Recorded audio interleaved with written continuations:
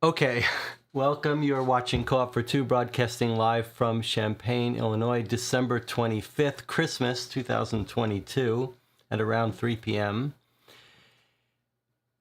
If the chat could let me know if the audio and video is okay. I have a little technical problem here. I've lost my front monitor. Happened just 60 seconds ago. So I can't really see what's going out. It's a little disorienting for me, but I've got my desktop monitor off to the side so I can check and make sure everything's okay, but we'll just sort of wing it here. It's great to have you joining me for Christmas. I was thinking, there's a coffee channel that I watch called Hoon's Coffee, something like that. It's got 140,000 subscribers. It's getting like 10,000 subscribers a month. And I sort of make fun of it. It's sort of a train wreck in many ways, but that channel and this channel have a lot in common in the sense that I think this is mostly about keeping each other company. I mean, it's half about solving these mysteries, but it's half about just keeping each other company, and it's nice to have so many people keep me company for today, and we'll spend an hour here, and then you can get back to your life. We're playing today turn 3 of The Blinded Birder. This is the Murders by Mail play-by-mail game. The reply for today actually just arrived yesterday, so just in time, and we have the real reply. Let's see, I want to make sure it can I'm actually switching to it. Okay, so here we have our reply. If you haven't watched the first 2 turns, they're only an hour and a half or so each. You should watch those first before jumping in here, but maybe we'll catch up in the chat before we start playing. How is everyone? It sounds like everyone's having a nice holiday. John said he got mostly books, gave out some mystery games. Water got the Echoes game by Dave Neal. Debbie says she bought some Agatha Christie DVDs.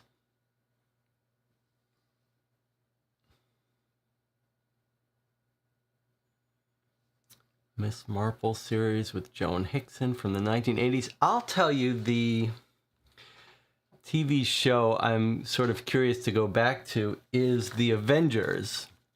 Who knows what The Avengers is? The Avengers TV show. Who here is familiar with that? Not the Avengers superheroes. Who in the chat has watched The Avengers? The Avengers is a British, I don't know if you would call it detective, not really detective, but it's Steed and Emma Peel, who was played by Diana Rigg, was the most famous one, but before Diana Rigg, there were a couple others.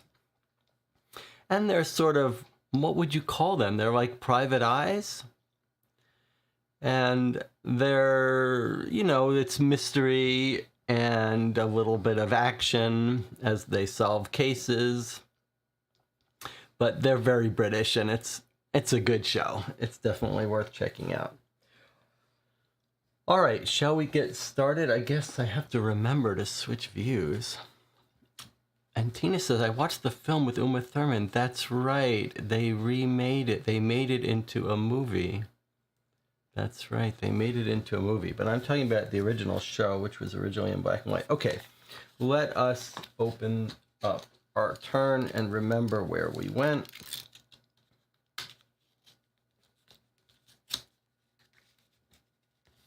So, to remind you, today is sort of like our appetizer, but tomorrow, boy, I'm going to have to work hard to try to remember what scene I'm showing you.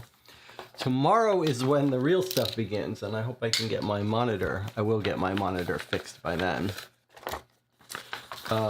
But tomorrow is where the real work begins, because tomorrow we're beginning our stream of the Queen's Park affair, which is behind me there, the green one. That will take us maybe most of next week, and we'll be playing every night at 11 p.m. like a little Christmas marathon. And we should say, obviously, not everyone celebrates Christmas. I don't really celebrate Christmas except for the gifts. But Hanukkah and Kwanzaa and all those other holidays, it's fun just to celebrate the holiday for the sake of celebrating a holiday. So, but anyway, next week is the real work. I hope you guys get some sleep and can join me for that. And we'll talk a little bit in the first stream in particular about the history of the Queen's Park affair as far as I know it, and the different versions and what version we're playing, and we'll look at maybe some pieces of both versions. And then on the first week of January, we'll go back in time to play some of the crime dossiers from the 1930s. At least we'll start playing Fenton and Farr case from 1937 or 1938. Okay, I'm going to have to read this looking down today because I don't have my front camera, but that's okay. All right, let's remind ourselves where we sent people. We sent Cecily, who's our friend, to Warden Jarvis. He lives over here in Bockerley, but we're told that he helped find the body, or I think we're told he found the body, or at least he accompanied the police inspector to discover it. That was mentioned just briefly in the newspaper, so we sort of have high hopes that that's going to be a high information clue. And then Lady Imogen with her dog Wooster, if you'll remember, we sent her to the scene of the crime where Wooster the dog could sniff out some clues. And we did find some tracks in the scene of the crime, and she looked around with her eyes like binoculars and noticed there was a bench over in Borley Wood that she deemed the most likely thing that our guy might have been looking at. So we're going to go over there. Although if our theory of him looking up and getting shot by some experimental drone is correct, there'll be nothing to see over there. So that'll be interesting. And then we sent the vicar, who's sort of our last choice for everything. Well, we sent him down near the church here where our victim is a congregant. Well, we know that he was seen having lunch with a woman at a shop. So we sent the vicar there with the expectation that the vicar is going to stop off in the church afterwards. There was a little bit of concern about sending the vicar there because if this guy is having an affair with someone, having an affair? Was he married? He was a widow, I think. So he doesn't have a wife, but if he's having some sort of romantic thing, we're a little bit concerned that they might be reluctant to tell the vicar, but we'll see. All right, let's begin. I see now I'm going to have to plan for some redundancy with this front monitor. I mean, I do have spare monitors, but this just happened like literally a minute before I started streaming, and I can see I need a backup system for that. All right, are we ready? Shall we begin? All right. So I'm just going to read this. So here's Imogen, who went to check out the bench. She says, "Dear Jesse, Barley Wood is old, a knot of primeval England that's survived great changes in the world. I love places such as this. They have witnessed so much. Recently, we were certain it had even witnessed a murder. With such thoughts on my mind, Wooster and I walked our way down its ancient game trails, away from the setting sun, to the spot where Borley overlooks Heller Hole, the place they found Mr. Albright's body. The transition between Borley and the watery banks of Heller Hole is overgrown and thick, practically a hedge. There are only a few breaks in the undergrowth that allowed us to see through it all. Following a game trail, I kept Cecily's main theory at the front of my mind. If the shot that killed Albright destroyed the lenses of his field glasses, then he must have been looking right at whoever shot him. To do that, surely the person had to be standing in one of these few openings in the greenery. The first two open places yielded no obvious clues, but at the third and final clearing, Wooster peeled off and started barking. This is why we sent Wooster the dog. We were hoping that he'd be able to spot something. He pawed at the ground and sniffed all about a wooden bench set back from the path and partly concealed. I caught up and stood beside the bench. I could see it had a clear view of the water and a large log suitable for hiding behind. Might Albright have been over there, watching someone where it stood? It seemed possible. The bench struck me as an obvious place for a private meeting. We were told that they call this like the Snogger's bench, where kids might come to hang out and make out. Wooster barked again. Where he was scratching, I noticed a gleam of brass at my feet. Bending over, I saw it was a small shell casing.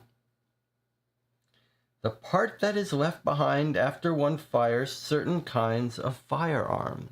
Excited, I used my handkerchief to pick it out of the soil. then stowed it carefully into my purse. So Wooster the dog found it. And this sounds like it might be disproof of our theory that he was shot by a drone looking up, because now it does seem like he might have been looking straight at someone on this bench. I used my handkerchief to pick it out of the soil, then stowed it carefully into my purse. Could this be the remains of the bullet that killed Albright? I called Cecily as soon as I got home, and she was very excited at what Wooster had found.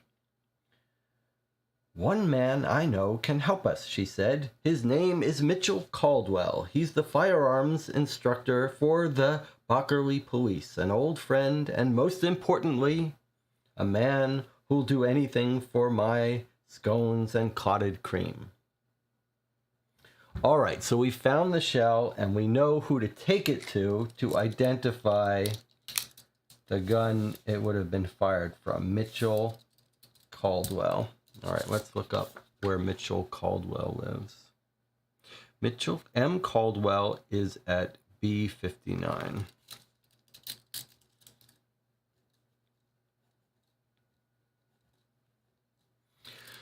All right, so this seems to probably disprove the theory that he was looking up at a drone, right? This now makes it seem like he was looking at someone on this bench who shot him. It would be too big a coincidence that he was shot from a drone and the shell fell here.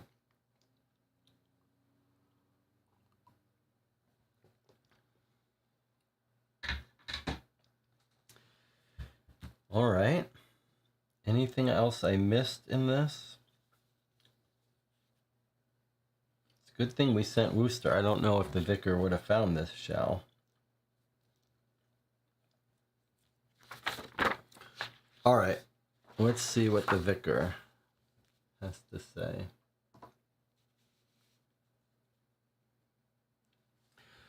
Vicar's report, hot tea and heated discussions. N49 Wilted Leaf Tea Shop. That's where the guy, Albright, was spotted meeting with a girl by his... Or I forget who told us about it. Was his mother?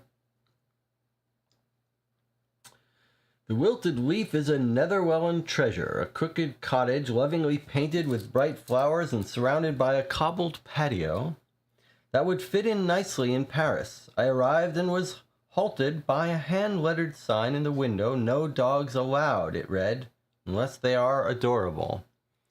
Maybe it's good we didn't send the Wooster here, although Wooster could be an adorable dog. Chuckling myself, I made a mental note to mention the quip to Imogen. It was just the sort of thing she'd get a chuckle from. Chuckling myself, I went within. Big Mabel, the tea shop's proprietor, looked up from her efforts polishing the counter and gave me a smile. Like my sign, she said. My cousin Finley made that for me. And your cousin Finley's a fine man. Seeing an opportunity for unmatched comedy, I pulled at my priest collar. Know what they call these in seminary? Dog collars. Big Mabel chewed on my joke for a bit, then bust out with a satisfying roar. Aye, Vicar, aye. You're adorable enough, I suppose. Guess I'll let you stay. She soon set me up with the day's menu, and I ordered a small pot. Before long, Mabel had absorbed my questions and spoke forth as if she'd been dying to share what she knew. All right, yeah, you were in here about a month back, guess. A lady with him. Didn't see her before. Name started with a K. Kathy or Kathleen, I think. Well, what did she look like, I asked. Wee skinny thing, pretty in a bony way, blonde hair, big eyes. I got a grand pot of black, and that bugger Albright made her pay. Not very romantic of him, I offered. She coughed. Weren't a romantic meeting. That much we're clear. She hated him, plain as day. Few times I seen her get up like she meant to leave, then he'd say something to her, and she'd steam at him for a bit and then sit right back down. Couldn't hear what they were talking on, but it was intense-like. Arguing-like. Then at the end, she finally had enough and stormed out. Did he say anything more to you? No, said Big Mabel, but as she was leaving, he called after her and said, "The auction's not your problem, Kathleen. It's mine. You just do what you're told." Just like that, he said it, and it weren't a nice tone at all. She shivered. Nasty man. Took a few notes, then thanked Big Mabel profusely. "You've been a great help," I said, "and this tea is off the charts." She shrugged. "Wish I'd been of more help. I hope you did love your tea, Vicar. You and your collar are welcome here any time." All right, well, this is pretty big, because this is puts a completely different spin on things. It sounds like he's up to some no good here. We're hearing about, for the first time, an auction. We're hearing that he's not a very nice man. That maybe he's forcing this woman to help him with some criminal plot.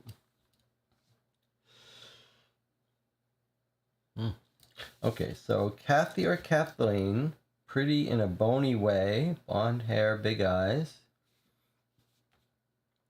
And then she hated him, this woman says. And then he said, "No problem, you Kathleen, but whatever, it could be Kathy, could be Kathleen. The auction's not your problem, Kathleen." Auction.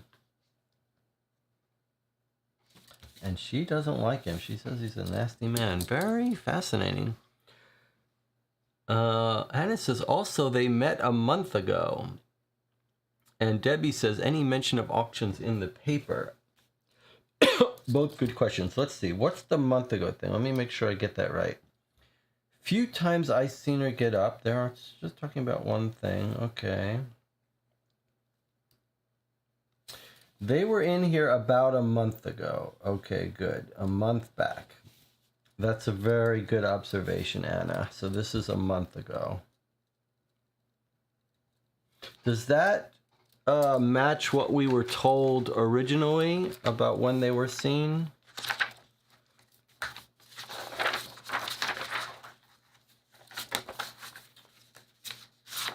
Let's just see.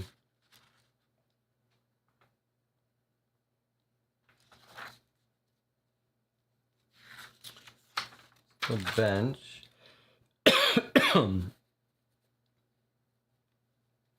Where were we told about?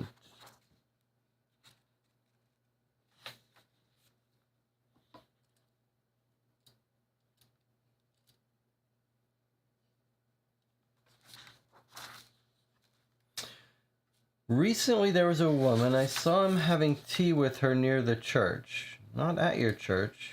The real church. That was funny. Okay, just the other person said recently, so I guess this is all consistent with there just being one visit at the church. Okay, the question was there places for auctions? Before we read our last reply, that's a very good question. Let's see. Let's look in the directory if there's an auction house. Okay, there's no auction house under A.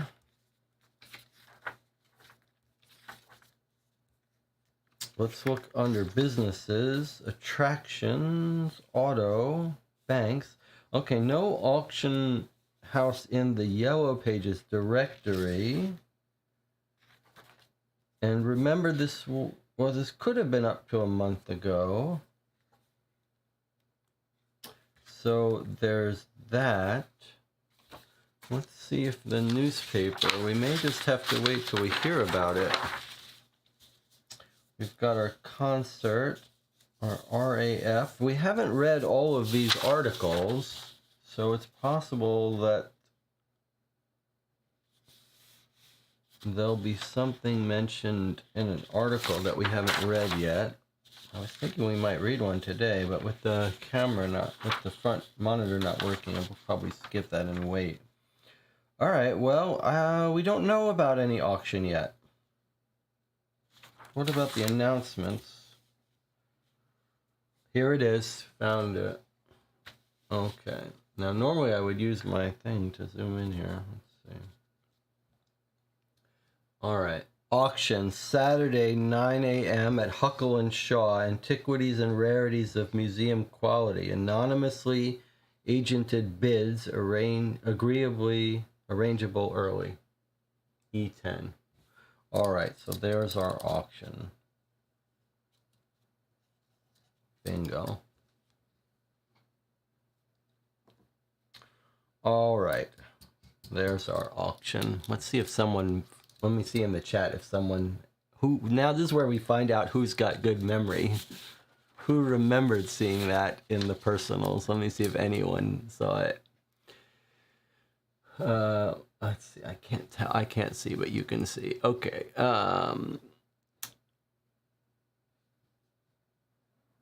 and Jonathan was saying about the first reply, it seemed to draw attention to a log that one could hide behind or hid the bench.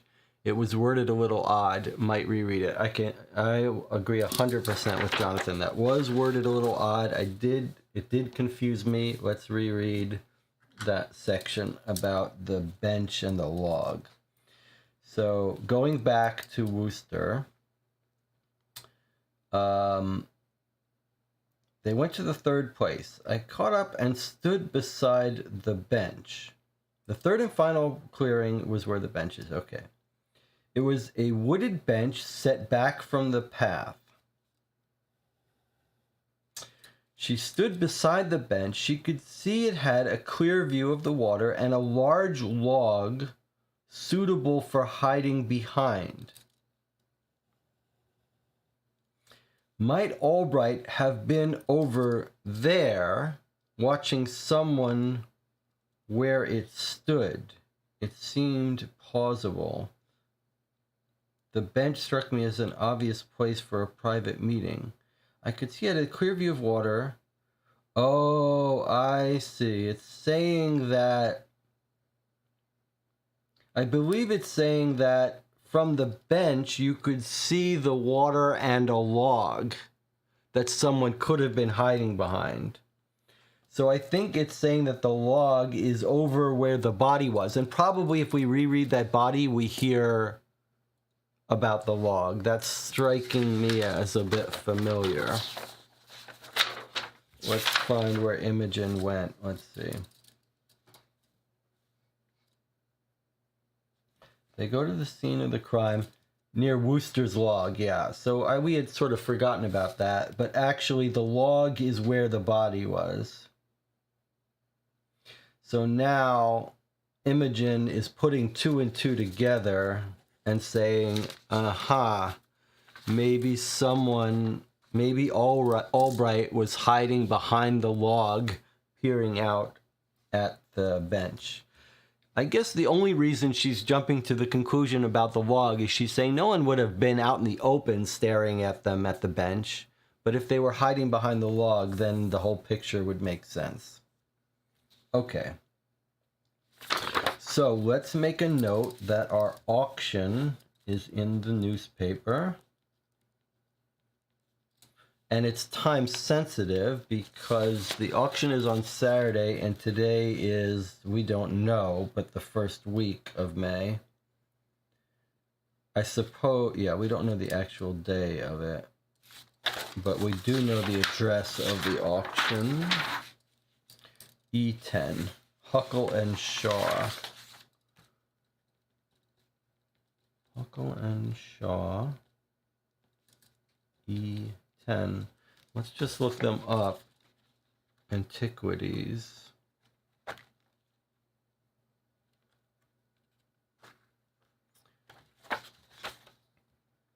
Huckle and Shaw Auctions, E10. And it's an antiquities auction with anonymous bids, the newspaper said, right? Whatever that means. Antiquities and rarities of museum quality, anonymously agented bids, arrangeable early. So it sounds like maybe he was he trying to arrange some bid early? And what are they arguing about? The auction is not your problem, Kathleen. It's mine. You just do what you're told. What does he want Kathleen to do? What is Kathleen being asked to do? And who is Kathleen? Any clue about her from here? Just that she's a looker. Drinks coffee.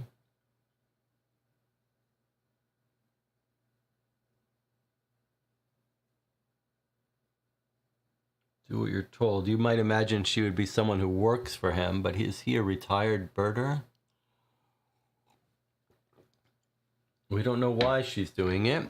Debbie says, could she be blackmailed? It does make sense, however, that we were told where he hangs out, right? So it makes sense that we're going to keep our eye out for her. Where does he hang out? He spends time with his fellow birders at Abel's. And he hangs out at the Catholic Church. So maybe we're going to find that she's another parishioner. Are we going to find that she's another birder? Are we going to find her at the auction? I wonder if it's time to send all of our people converging, like send one to the auction, one to the birders, and one to the church, and try to catch this woman. She seems our most promising lead at this point. Still have one more reply to read, however. It's from Cecily herself. Let's catch up. Jonathan is jumping already to blackmail. Debbie and Jonathan are already on blackmail. I mean, blackmail is always a possibility, but people get into arguments about having to do things for people without it going quite so far to blackmail. All right, let's read our last reply here. Cecily went to Warden Jarvis. I walked up the gravel drive and a structure... Hold on, before I read this, it just occurred to me. Let me ask your opinion here. So we're making do without my front monitor. I just have to look over here and see what's on screen, although I can't read it. If this happened before an 8-hour stream, I'd have to postpone the stream. So let me ask you guys, since you're here, you're sort of the core audience, what would be your preference if some technical issue went wrong and didn't seem like it would be a great idea to try to limp through it? Would you prefer me to delay it for 2 hours and start 2 hours later? Would it be better for me to just cancel the stream and start it the next day? I guess give some thought to that, and you let me know either in the replies or in the chat now about what you would like me to do if there are some technical difficulties. Jan says, what kind of problem could there be with the auction? Something put there that should not, some item of big value marked as a low value, or something fake. That's the thing that jumps out to my mind. Whenever I think about some malfeasance with an auction, I think about someone selling a fake for a lot of money. But if you're talking about, yeah, but it could be something else. All right. Let's read this and then we'll talk a little bit more about it. Dearest Jessie, I walked up to the gravel drive and a structure inched out from between the pines. Jarvis's abode is a grand country cabin, rustic and loved, and showing just enough neglect to feel authentic. A repetitive whacking sound echoed from the rear. Someone was chopping firewood. I found Game Warden Jarvis with his back to me. He swung a two-handed axe into a stump, splitting the log upon it with ease. I thought I was being sneaky, but perhaps the sound echoed off me in a noticeable way. He froze, then turned to stare, amazement in his eyes. "Good morning, Mr. Jarvis," I said with a little wave. He set down his axe, then approached me, curiosity on his knotted face. He smoothed back chips from his hair. "Good morning, Mum. You're Cecily Miller, aren't you? I think my mother was one of your students at Wallop." "It was a long time ago," I said. "How is Rose doing?" "Ah, wonderful. She's in Cornwall with my granduncle Philip." He smiled as loyal boys often do when thinking of relatives. "How can I help you?" I told him why I was there, about Albright and our investigation. He gave me his account of finding the body, and it lined up with what was in the paper. "But I can tell you one thing," he said, with a frustrated air. "I'm a marksman and hunter. I've seen enough felled game to know a rifle wound when I see one. In my opinion, the damage to Albright's eye socket looked wrong, like it was done by a small caliber pistol. Small caliber pistol. Hardly the favored weapon of a poacher," I said. "Exactly. But when I pointed this out to Inspector Swift, he snapped at me, saying to leave that determination to the coroner. Then he muttered, 'This is the last straw,' and asked me when I'd last seen James Grossler." Jimmy Grossler is a notorious drunkard and poacher. He's been caught and fined several times in a variety of charges. But why our good inspector jumped immediately to that name, I haven't a guess. So this is the second time we've heard about Grossler, and we know from the inspector, or someone close to the inspector, or someone told us that the inspector is focused on this guy, and now we're learning a little bit more that it is suspicious that the inspector is so focused on him. Is it because the inspector has a grudge against this guy and he's just blinded into thinking it's this guy? Or is there something more nefarious going on with the inspector? We don't know. But another confirmation that it looks like a small caliber pistol round, which we've already sort of figured out. Okay, Jonathan says, "Have to step away for a few minutes. Hope to be back before the end. If not, happy holidays." All right, so we've got our 3. This is actually the one of least value to us because we know all this information already. We know it's a small caliber pistol from everyone else, and we already knew about Grossler, about the inspector having a hard-on for Grossler. So this looks like a total red herring. Like following this guy down, it's just going to turn out to be not him. All right, so those are our 3 replies. I have to say, again, at turn 3, of the 3 play-by-mail games that we've played from Murders by Mail, so far this one is the one that feels most real and compelling, and it does feel a little different than the others. Whether it's just the shape of the envelopes are different, they're personalized in ways the others aren't. It's very interesting that this one feels a little different, and because it feels a little different, it makes me take more seriously the thing that we were promised in these games, that we have to be careful what we do because our actions could lead to some counter reaction. Let us open up our page here. Oh, I can't see it on the screen, but I can see it here. Okay, let's just add a couple things to our notes that we've been taking. So there's Grossler, the police suspect, let's say poacher, and now we know he's a poacher, drunkard, poacher. Okay, the mystery tea woman, we now know is blonde, big eyes, dislikes Albright, involved in auction scam of some sort. Places of interest. We now have a new place of interest here. And that was Huckle and Shaw Auctions. Antiquities with anonymous bids, in case that's relevant. And we're told it's Saturday at 9 a.m. and we're given the address E10.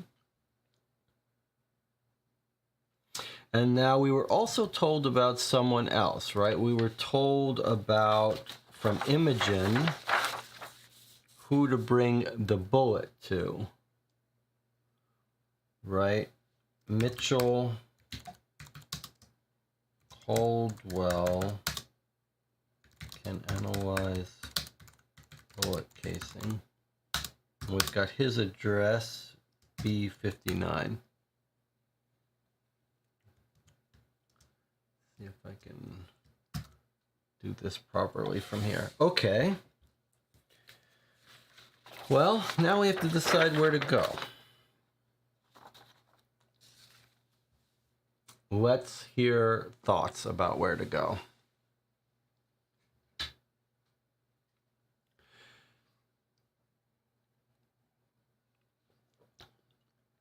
The inspector, Matt says maybe the inspector was the killer. Well, I didn't suspect the inspector of being the killer, but it is in the back of our mind that he could be involved with something. I was thinking maybe he was on the payroll or part of the RAF Air Force, you know, the government telling him to keep this quiet or hush it up. So whether he's the killer or not, it wouldn't be too surprising if he was being encouraged to keep this quiet and wrapped up.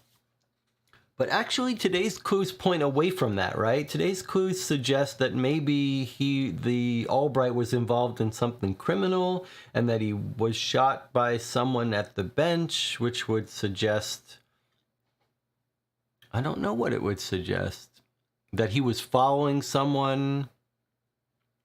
He may have seen someone doing a rendezvous. That's my new guess. My new guess is that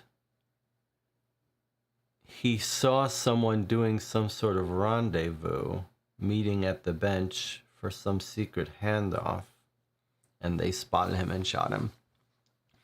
All right, let's see. We've got one vote to go to the bullet casing expert.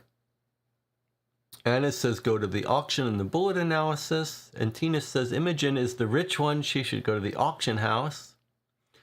Debbie says if Cecily is Mitchell's friend, then she should visit Mitchell for the bullet analysis.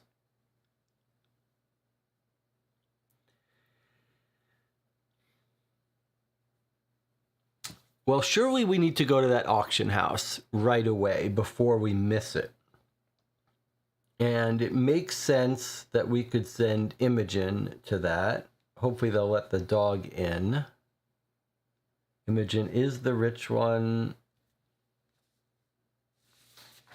Yeah, we're not going to send the vicar, the naive vicar, to the auction house. We need someone who's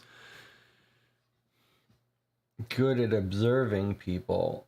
Although hopefully he explained to Cecily what to look for. And Imogen. Okay, so if we send Imogen to the auction, and then you guys want to go right to the bullet analysis guy, huh? My inclination is to not rush the bullet analysis guy because that's not time sensitive. I mean, I'm role playing it. I'm thinking we should hit the witnesses and try to find that blonde woman before she has a chance to get her story together. So my inclination would be go auction, have the vicar go to the church, he's right near there, where maybe the blonde woman is a congregant, and then have Cecily delay the bullet expert and instead go to the fellow birders, where the blonde woman might be another birder. Like, I'm trying to find that blonde woman early. She seems our best lead. And before she gets her story straight.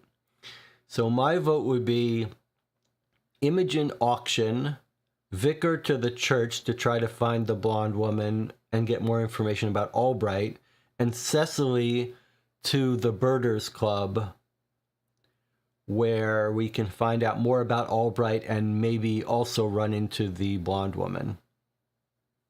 And then put off the bullet expert for another day because he's not going anywhere. It'll give him more time to cogitate on the bullet anyway. Or I guess he doesn't have the bullet yet, but what's the rush? Okay, let's make our choices and go to them on the map. All right, so Imogen is going to the auction house. That's E10. Let's see. Okay, Imogen is going to E10, which is the auction house.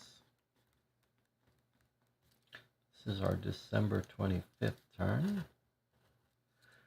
Okay, and then the Vicar, let's do it. I guess we do it as we do it. Let's see. Okay, so the auction house E10, where is that?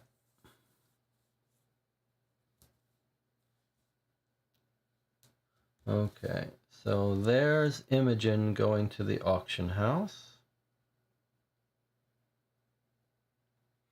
And then the Vicar, we're going to send right to the church that Albright was a member, which is St. Egwin's Church.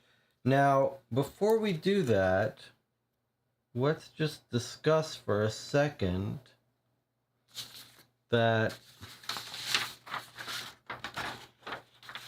there was the concert that the church is running. That's N7. That's Sunday afternoon. Okay, well, we're going to assume that it's not even yet Saturday, so we can delay this. But this is related to the church. But remember, N6 is the church, and N7 is... N7 equals concert. Okay, so I think it still makes sense. Go to the church first, but then maybe we'll send him on the next turn straight to the concert. Keep him in these church areas. I mean, that makes sense, where he can do the least harm. All right, so we are going to send him to the main church, not to the concert yet. Also, there's another reason maybe for doing that, which is mechanical. It would be odd.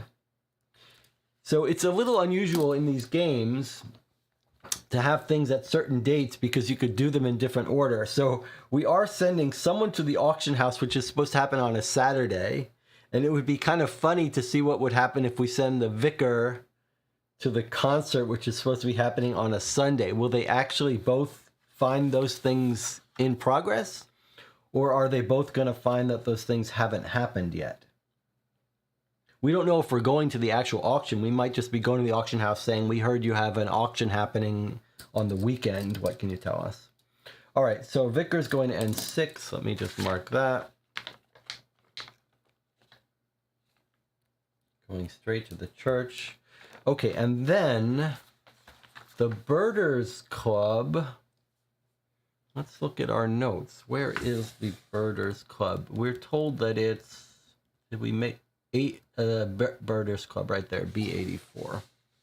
Okay, so we're sending Cecily to the Birders Club.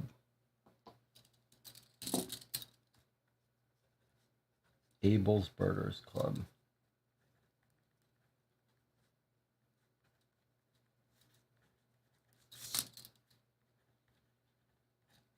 And then he went to St. Egwine. I wonder if that's a real church, St. Egwine. No, this is all a fictional town. All right, let me just put the mark on that. Where is B84? It's in Bockerley. Down here. All right. Well, it sounds like we've got our moves. Let's enter them in.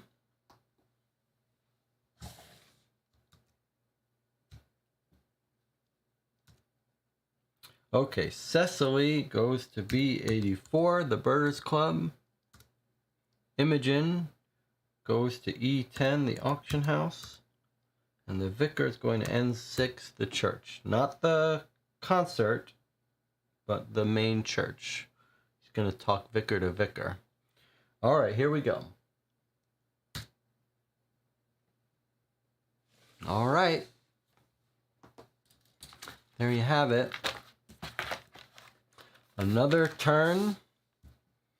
Any working theories now? We had a sort of theory before. I had a theory about this being RAF related. Some secret operations going on. Now it sounds like maybe this guy's part of some plot to make a fortune on birds. He needed money. Maybe he was going to try to... I mean, he didn't have money yet, but was he cooking up some scheme to make money a month ago? That doesn't really explain why he was killed and who he was following. Yeah, I don't think we know now what's going on. It's also a little weird, like, it is sounding now like he got killed because he saw something. Like maybe he was out looking for birds and he saw some people meeting, possibly RAF spying, possibly some spying operation he stumbled onto and they shot him. Someone who was a good shot. Debbie says maybe we should investigate the antiquities dig site. Well, we absolutely should. There's some very interesting places in this town, in Bockerley. There's the archaeological site, the Dig Visitor Center and the site, and then there's the RAF Air Force Base here. And we've got articles in both of these that we do want to read. Here, I believe, is an article related to the archaeological site. And then here, here is our article on the RAF, at least mentioning the RAF site.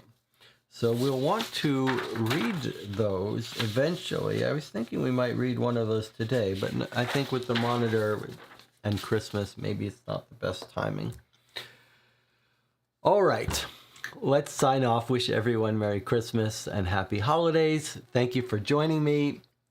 I'll see some of you starting tomorrow for our big, long, epic marathon stream of the Queen's Park affair, Sherlock Holmes Consulting Detective. For those of you who are going to continue to play along with us on the Blinded Birder, the next stream will be next Sunday at 3 p.m. And I'll see you then.